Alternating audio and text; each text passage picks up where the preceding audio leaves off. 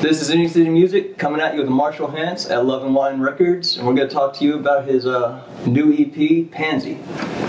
Tell us a little bit about yourself, man. Well, hello. I'm Marshall Hance. I'm 25. Been playing music since I was about 10 years old. Started off with piano. My mom introduced me to piano when I was young. Actually, probably at 8. That's when I got into piano lessons, and then 10, I kicked them because I couldn't stand the rigorous practice. Like, I mean, it was classical piano, so I mean, it was like very dedicated pieces, and I mean, very, very important sight reading and stuff like that, and I always played by ear. Mm-hmm. And so I'd memorize, like, if I got far enough into it, I would sight read far enough into it to be able to hear it, then I would figure out, like a puzzle, figure it out, and once I figured it out, it was just like, and then I could play it. My teacher would always be like, yeah, no, can you sight read it? And I'd just be like, nah, I can't, you know. And so I was never very good at it, very slow. Mm-hmm. And so, but then Dad put my guitar in my hands about 10, 11. The rest is history. Okay. So what brings us to Pansy? Well, it's just I hate to be cliche about it, but it is about a relationship that I had, but it was a significant one. It lasted, you know, about a year and a half, 2 years, and the girl was very important to me. But it's just kind of the story of the up and the down, and the up, the plateau, and then the eventual decline of the relationship. But we ended up being friends afterwards. We had a hiatus kind of from each other, and then we came back and reconnected. And we don't speak too much, but we are civil, and it's a good. We're friends, so it's positive. Good deal. So, I mean, the music's got a real soulful kind of feel to it. There's a whole lot of instrumentation. Kind of tell me about the recording process. Yeah. I really was going for an easy listening kind of vibe. Just something people, because I mean, I've always just I've always been, you know, on the more like passive side. So I like mellower stuff, like easier going, easier listening music always. I'm a big fan of like James Blunt and like the Eagles, lighter stuff like Timothy B. Schmidt songs and stuff like that. I always took from that, and then so that's what I kind of wanted to recreate here, you know, vocally.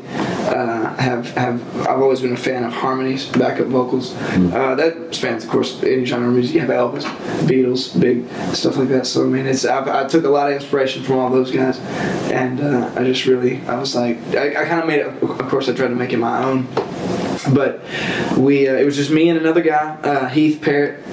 And I wanted to keep it kind of as intimate as possible, not have as many people, you know, not have a lot of people giving opinions and stuff like that. Not that I didn't appreciate that, or I wouldn't have, but it's just I wanted it to be, like I said, intimate. I wanted it to be intimate, and so me and him got together, and I really just kind of told him my vision for it, and we went with that. And really that's what it is. It's just easy listening, mellow music. People, you can relate to it. There's a story behind it, but you don't necessarily have to get into the words. There is a drama to the words. You know, there's a story there, and it's got a dramatic effect, of course. But I mean, I did want it to be about the music as well. So you'll hear a lot of, there's guitar solos. There's you know, there's even drum solos, breakdowns, bass riffs that are just like, you know, pop out of nowhere. And so how long did it take to kind of write those little interjecting parts? Well, actually, it took us not, you know, it didn't take too long. Actually, once we got the gist, we sat down over probably recording time, actual tracking time for all 5. We did it, you know, we basically did a scratch track. Me and Heath jammed, we did a click in our ears, and then we just jammed each song as I had written it originally.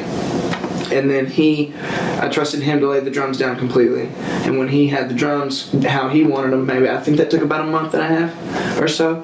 And then he did it fairly quickly. And then me and him got together and started writing out the bass lines. And I would write them, but he's much more precise. He's a drum and bass player. He was much more precise at recording them. I was playing it a lot more like a guitar player. And so he was a lot more precise and deadening, and he had a lot more bass technique than I did. And so he recorded a lot of almost all the tracks, in fact. And so he got those down, and that didn't take too long either. I'd probably say just maybe two or three sessions for the bass. And then the guitar, I just I improv'd a lot of that actually, and I did it in the moment, but then it stuck. And so, like, I didn't improv a lot of it. There's some that it did take a while. Like, I'll say Young and Restless. I did write that one. That one alone, the solo on Young and Restless, I think it's track number 4.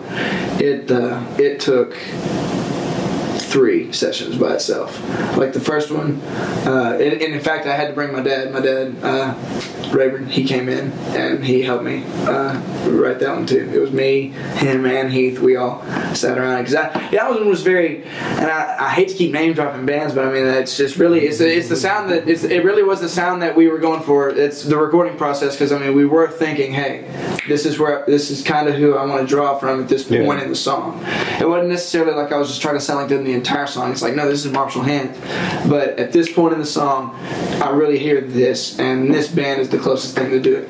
And other people probably won't hear it, but because we didn't get as close as we might have wanted to. But I love it. I love the final thing. But I was trying to go for a Queen-esque ending to that song, and so it's this very climatic, big vocal, big drums, big solo, doubling of the guitars and all that stuff.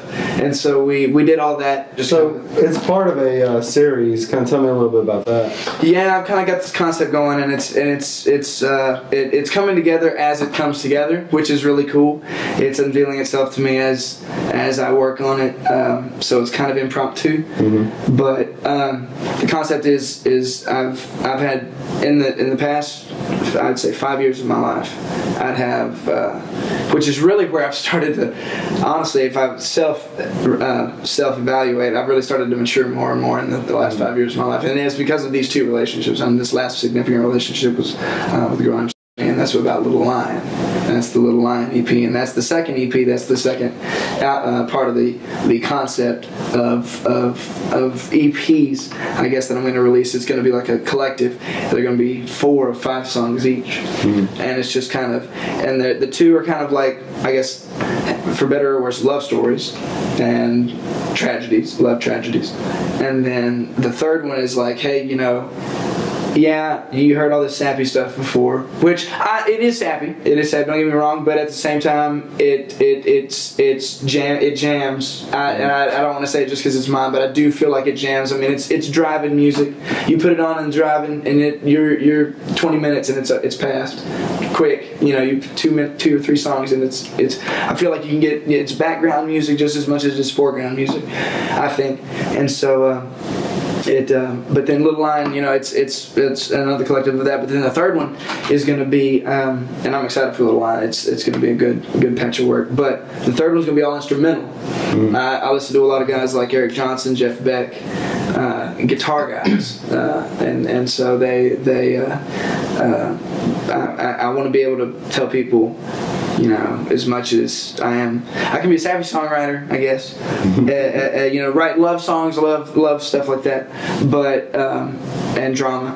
But also, I know music. I like music. I hear music, and it's gonna be, if there's vocals, it's gonna be like accent vocals or like a chord, like a hook one line or something like that to give it a body. All right. Well, I know we're in a studio, and I'm gonna make a little plug, and what I'm gonna say is, you know, I know you're working with Joe Cuellar on his new song, "So Far Gone." Oh yeah. And right now, we're gonna take a pause and we're gonna listen to it real quick, and we'll be right back.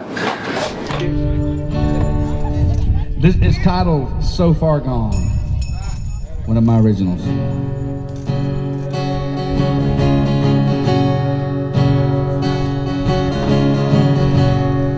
Wrote it back in December.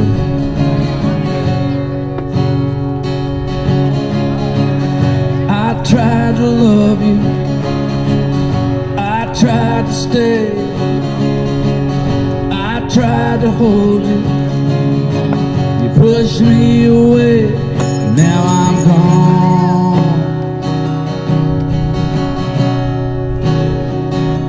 so far gone.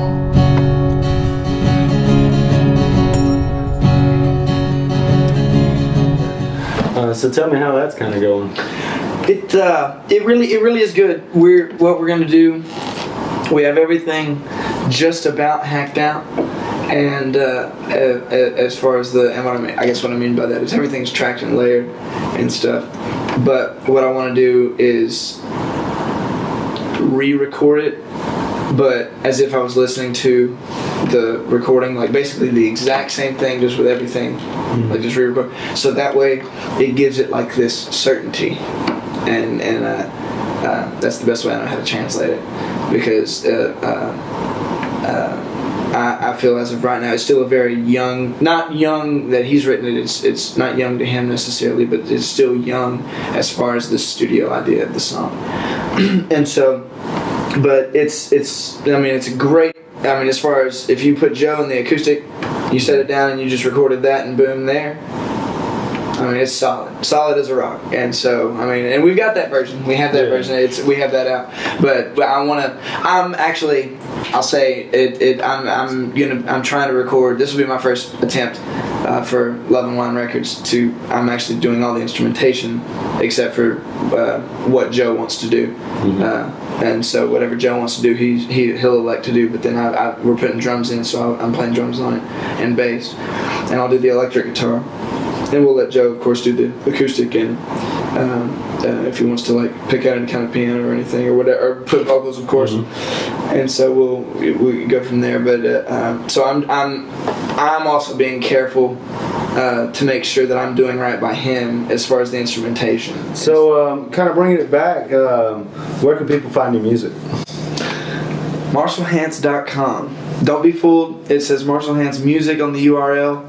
But it does. Marshall, but Marshall, like what you can do is if you Google, I found and I think it was Brandy that actually told me, it was maybe, but it was you Google Marshall Hance Music, and it's actually on the second page of the Google, like it's like the second page of Google. Like you can't stop at that first page. So it's not on the first page, but it's on the top of the second page. But I'll tell you what, we're gonna put it right here, right about now. Yeah, that's it. Right